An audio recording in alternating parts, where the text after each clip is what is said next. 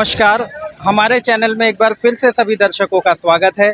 इस समय हम मौजूद हैं दक्षिण पूर्वी दिल्ली के पुल प्रहलादपुर क्षेत्र में, जहां राष्ट्रीय बहुजन कांग्रेस पार्टी के तमाम कार्यकर्ता हमारे बीच में हैं। उन्होंने एक जन जागरूक अभियान चलाया हुआ है, जिसमें लोगों को जागरूक करने का प्रयास किया जा रहा है। साथ ही इनका कहना है कि मास्क लगाने से लोगों को ऑक्सीजन की कमी आई, जिसके चलते भारी संख्या में लोगों की मौत तक हो गई थी। इसमें लोगों को जागरूक करने का प्रयास किया जा रहा है। आखिर क्या कारण रहा जो कि लोग जागरूकता से दूर रहे, जागरूकता से वंचित रह गए? फिलहाल हम इनसे जानने का प्रयास करेंगे आखिर क्या है इनकी मांगे तथा क्या कुछ ये आरटीआई के माध्यम से हासिल कर चुके हैं और आगे इनकी रणनीति क्या रहेगी। जी, सबसे पहली बात है कि आप हमारे मंच पर सामने आए हो, इसके लिए मैं आपको धन्यवाद देता हूँ, तहे दिल से धन्यवाद करता हूँ। मैं राष्ट्रीय बहुजन कांग्रेस पार्टी का मैं राष्ट्रीय अध्यक्ष हूँ और वीरपाल उर्फ बॉबी हमारे शोधकर्ता ने जो संघर्ष किया, इसके लिए राष्ट्रीय बहुजन कांग्रेस पार्टी के नेतृत्व में हमने जन जागरूकता अभियान जो है शुरू किया है कि घर घर जाकर के 70 विधानसभा में मैं इनको जागरूक करूंगा। दिल्ली की जनता इस समय सोई हुई है, जो उनको मुझे जगाना है। कारण ये है कि इन्होंने आरटीआई के माध्यम से भारत के प्रधानमंत्री, राष्ट्रपति, उपराष्ट्रपति और WHO, आदर्श डॉक्टर, आदर्श जितने हमारे स्टेट के मुख्यमंत्री हैं, मुख्य सचिव हैं, सभी लोगों को इन्होंने आरटीआई के माध्यम से इन्होंने लेटर दिया और इन्होंने 5-6 जवाब मांगे थे। उन्होंने संतोषजनक जवाब नहीं दिया, तो इसलिए इन्होंने इस कहा कि लगभग 2 वर्ष से मेरे को बीत चुके हैं लगभग, लेकिन हमारी केंद्र सरकार और राज्य सरकार कोई भी मतलब मेरे संतोषजनक जवाब नहीं दे रही है। तब इन्होंने कहा कि राष्ट्रीय बहुजन कांग्रेस पार्टी के नेतृत्व में जन जागृत अभियान चलाएंगे। तो हमने ये कहा कि भाई ठीक, हम तैयार, हम सब लोग। तो 23/8/2022 से हमने परमिशन लेकर के हम जो है पदयात्रा ये निकाल रहे हैं घर घर जा कर के, और 70 विधानसभा में हमने इनको आश्वासन दिया जब तक हमारे वीरपाल और बॉबी को न्याय नहीं मिलेगा, इस जनता को न्याय नहीं मिलेगी, तब तक हमारा जनसंपर्क आगे बढ़ता रहेगा और 70 विधानसभा में जागरूक करना है। आने वाले समय में मोदी जी कहते हैं कि हमने कोरोना वायरस नहीं थी, ये हकीकत है, ये कोरोना वायरस नहीं था ना, ये मास्क लगाने के लिए। क्यों? कोरोना अगर वायरस होता तो इस देश की सभी जीव जंतु जो है नष्ट हो जाती, इस हवा में सारी जगह जाती, सारी दुनिया का सफाया हो जाता। केवल मुझे जो 2 मुद्दे दिखाई देते थे, गुजराती जो इस समय अमित शाह और मोदी, यही 2 हिटलर है, गुजराती मोलर। क्या लगता है लोगों को डराने का प्रयास किया गया था, क्या कारण है? हाँ, इनको ये जो मीडिया, मोदी मीडिया जो है, गोदी मीडिया जो बोले थे, जो इन्होंने ये कहा था कि इतना दहशत पैदा कर दो गरीब जनता के साथ, जो अपने आप जो है वो डर जाएगी। उस डरने के बाद इन्होंने जब दवाई दी थी तो इन्होंने ढिलाई करी, जब दवाई नहीं आई तो ढिलाई नहीं। इन्होंने कहा 2 गज की दूरी रखो। इन्होंने 2 गज की दूरी इसलिए रखी थी कि हमारे डॉक्टर लोग जो है हॉस्पिटल में भर्ती करते थे मरीजों को, उनकी किडनियां भी निकाल ली गई, उनके सारे अंग पार्ट निकाल लिए गए। जब हमारे कोरोना वालों के लोग बॉडी मांगी गई तो इन्होंने कहा कि बॉडी नहीं मिलेगी, नहीं तुम्हारे घर में कोरोना। अरे जब कोरोना का मरीज है वो तो सारा कोरोना मर ही गया है।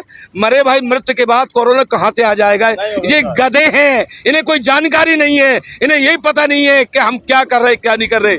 ये इसलिए हिटलरशाही है और ये अपने CBI और ED के माध्यम से ये आगे जो है इस तरीके दहशत पैदा कर दी है कि ताकि जनता भयभीत हो जाए। जैसा कि अभी बॉबी जी ने बताया, काफी लोगों की मृत्यु ऑक्सीजन ना मिलने के कारण हुई और ऑक्सीजन की कमी मास्क लगाने से हुई।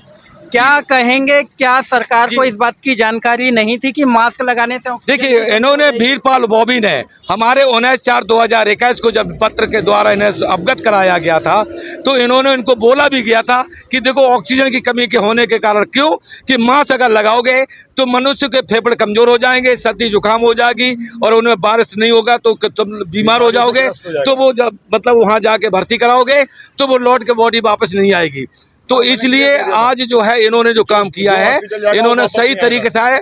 जो बंदा आज के दिन में हॉस्पिटल जो गया उस टाइम, वो वास्तविक जो है उनके वापस नहीं आए। जबकि राजस्व विभाग ने एक बॉडी पर 4 लाख रुपया उपलब्ध कराए गए, लेकिन जो कोविड-19 के द्वारा जो मरे हुए हैं उनके परिवार को कोई मुआवजा नहीं दिया गया, लेकिन राष्ट्रीय बहुजन कार्यपार्टी पार्टी ने ठाना है कि उन्हें मुआवजा दिला के रहेगा। क्या ये बात आप दावे के साथ कह सकते हैं कि राजस्व विभाग की ओर से 4 लाख रुपए पर व्यक्ति दिया गया था? यस, मैंने आरटीआई के माध्यम से, राष्ट्रीय बहुजन कार्यपार्टी पार्टी के माध्यम से मैंने आरटीआई मांगी थी, उसके माध्यम से मुझे जानकारी मिली है और वो मैंने उनको बोला अंडर सेक्शन 6 के 3 के तहत में हमने उनसे मांगी थी, उन्होंने मुझे लिख के दिया है कि पर कैंडिडेट पे जो है 4 लाख रुपए बॉडी के लिए यहाँ से भेजे गए। लेकिन मृतक के परिजनों तक वे रुपए नहीं पहुंचे। हाँ, लेकिन आज जो है सबसे बड़ी खबर हमारे मीडिया महोदय की है कि ये भारतीय जनता पार्टी छोड़ करके और राष्ट्रीय बहुजन कार्यपार्टी पार्टी का दामन थामा है। इनका नाम है जगदीश प्रसाद तेजपाल और इन्होंने जो है भारतीय जनता पार्टी छोड़ के आए हैं। इन्होंने आचार विचार हमारे वीरपाल के, राष्ट्रीय बहुजन कार्यपार्टी पार्टी के इन्होंने जब देखा तो इन्होंने आज अम्बेडकर नगर विधानसभा की शपथ ग्रहण ली है। तो इन्होंने कहा कि डॉक्टर शरण तुम संघर्ष करो, हम तुम्हारे साथ हैं। तो इन्हें फूल मालाओं दे करके हमारे समस्त पदाधिकारियों ने इनका सम्मान किया। अब हम रुख करेंगे पूर्व भाजपा कार्यकर्ता जगदीश तेजवाल, जिन्होंने आज भारतीय जनता पार्टी छोड़कर इस पार्टी से जुड़े हैं। डॉक्टर शरण जी की पार्टी है वो। अब हम जानने का प्रयास करेंगे इनसे आखिर क्या कारण रहा, किन कारणों के चलते इन्होंने भाजपा छोड़कर बहुजन कांग्रेस पार्टी का दामन थामा है। सर, सबसे पहले हमारे दर्शक आपका नाम और परिचय जानना चाहेंगे। मेरा नाम जगदीश प्रसाद सेजवाल है। मैं साउथ अम्बेडकर नगर में रहता हूँ, मदनगिरी में। ठीक है सर। और आपके माध्यम से कहना चाहूँगा कि ये मोदी जी 2014 में आए थे, इनके कहना कुछ था, कथनी कुछ थी, करना कुछ है। 2014 में यही स्मृति ईरानी सिलेंडर उठा के बोली कि मतलब ये कितना सिलेंडर महंगा है। 410 का जब सिलेंडर हुआ करता था तो उसमें 200 रुपये सब्सिडी आया करती थी। आज इन्होंने वो सब्सिडी ख़त्म कर दी और पेट्रोल डीजल के जो रेट थे, इन्होंने मोदी जी ने कहा था कि दिल्ली चलो, दिल्ली चलो, दिल्ली चलो। देखो दिल्ली सरकार ने क्या कर रखा है। लेकिन अब बताएं, इतने तानाशाह लोग हो गए कि विपक्ष को ख़त्म करना चाहते हैं। विपक्ष की आवाज़ दबा दी जाती है। अगर कोई इनके सामने, चाहे कोई जज हो या कोई भी पार्टी के लोग हो, उनको मरवाने की कोशिश करते हैं। अगर इनके सहयोग नहीं करते हैं तो कुल मिला के मेरी इनकी जो गतिविधियाँ हैं वो समझ में नहीं आई। इसलिए मैंने पिछले कितने वर्षों से आप भाजपा से जुड़े रहे? मैं करीब 15 सालों से जुड़ा हुआ हूँ। जी 15 साल। आज पूर्ण बहुमत से भाजपा सत्ता में है। क्या लगता है आपके अनुसार सही कार्य कर रही है पार्टी या क्या कहेंगे? बिल्कुल गलत कार्य कर रहे हैं। बिल्कुल तानाशाह की सरकार है। लोकतंत्र खतरे में है। ये लोग ब्यूरोक्रेसी चला रहे हैं और ब्यूरोक्रेट्स इनके सारे पर काम कर रहे हैं। बिल्कुल तानाशाह सरकार है। जो उठाए वो गिराए, गिराए जो उठाए।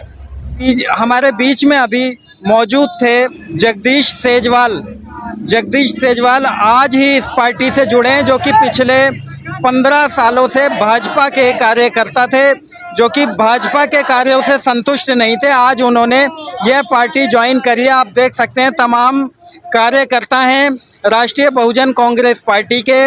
आप देख सकते हैं, हमने दिखाया आपको कि उनकी क्या क्या मांगे हैं, वे किस प्रकार से लोगों को जागरूक कर रहे हैं।